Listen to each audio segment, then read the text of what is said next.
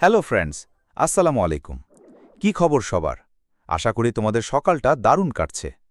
গ্রামে যাওয়ার কারণে 4 দিন ধরে কোনো ভিডিও দিতে পারিনি, তাই আজকে 55 দিনের পরে সরাসরি 59 দিনের ভিডিও নিয়ে হাজির হলাম।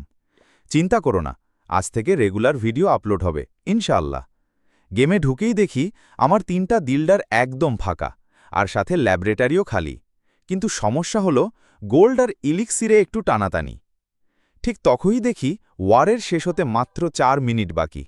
ভাবলাম দেরি না করে 2টা অ্যাটাক দিয়ে দেই। সেখান থেকে পেলাম প্রায় 22 লাখের মতো লুট।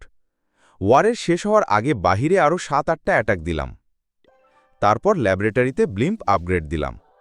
সব লুট কালেক্ট করার পর রয়্যাল চ্যাম্পিয়নকে আপগ্রেড দিলাম। এখনও আমার 2টা বিল্ডার খালি ছিল, তাই ভাবলাম কোন বিল্ডিং একদিনের মধ্যে আপগ্রেড শেষ হবে। তখন টাউন হল পেলাম, সেটাকেও আপগ্রেডে দিয়ে দিলাম। সবশেষে এক্স বোকে আপগ্রেড দিলাম। আজকের আপডেট ছিল এটাই। যদি ভিডিওটা ভালো লেগে থাকে তাহলে একটা লাইক দিও, আর চ্যানেলে নতুন হয়ে থাকলে অবশ্যই সাবস্ক্রাইব করতে ভুলবে না।